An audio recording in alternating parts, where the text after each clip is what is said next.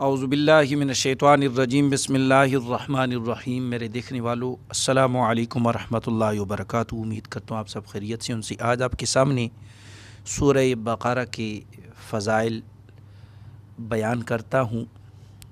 آپ اس کو آخر تک سنیں، بہت پیارے فضائل ہیں۔ اللہ رب العالمین ہمیں قرآن مجید فرقان حمید پڑھنے کے توفیق عطا فرمائے۔ حضرت ابو امامہ باہلی رضی اللہ تعالیٰ عنہ سے روایت ہے، نبی کریم صلی اللہ تعالیٰ علیہ وآلہ وسلم نے ارشاد فرمایا، قرآن پاک کی تلاوت کیا کرو، کیونکہ وہ قیامت کے دن اپنی تلاوت کرنے والوں کی شفاعت کرے گا۔ اور دو روشن صورتیں یعنی سورہ بقرہ اور سورہ آل عمران پڑھا کرو، کیونکہ یہ دونوں قیامت کے دن اس طرح آئیں گی، یہ دو صورتیں سورہ بقرہ اور سورہ آل عمران، جس طرح دو بادل ہوں یا دو سائبان ہوں۔ یہ دونوں صورتیں اپنے پڑھنے والوں کی شفاعت کرے گی۔ سورہ بقرہ پڑھا کرو، کیونکہ اس کو پڑھتے رہنے میں برکت ہے، اور نہ پڑھنے میں ثواب سے محروم رہ جانے پر حسرت ہے، اور جادوگر اس کا مقابلہ کرنے کی طاقت نہیں رکھتے۔ اللہ۔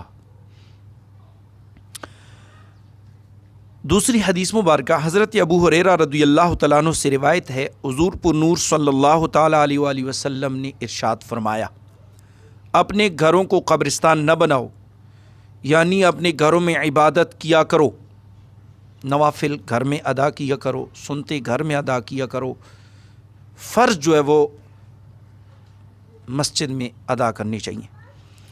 اور شیطان اس گھر سے بھاگتا ہے جس میں سورہ بقرہ کی تلاوت کی جاتی ہے۔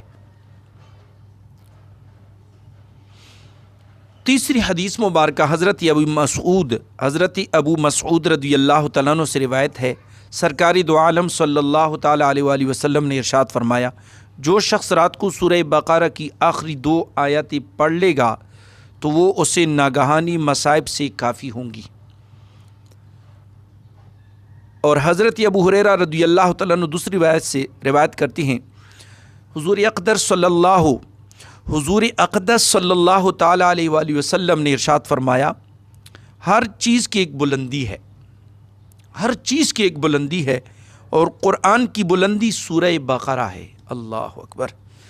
اس میں ایک آیت ہے جو قرآن کی تمام آیتوں کی سردار ہے، تمام آیتوں کی سردار ہے۔ اس میں ایک آیت ایسی ہے، وہ آیت الکرسی ہے جو سورہ بقرہ میں ہے۔ اور حضرت سہل بن سعد رضی اللہ تعالیٰ عنہ سے روایت ہے، حضور انور صلی اللہ تعالیٰ علیہ وآلہ وسلم نے ارشاد فرمایا، جس نے دن کے وقت اپنے گھر میں سورہ بقرہ کی تلاوت کی تو 3 دن تک شیطان اس کے گھر قریب نہیں آئے گا، اور جس نے رات کے وقت اپنے گھر میں سورہ بقرہ کی تلاوت کی تو 3 راتیں اس گھر میں شیطان داخل نہ ہوگا۔ یہ مختصر آپ کے سامنے میں نے سورہ بقرہ کی فضیلت بیان کی ہے۔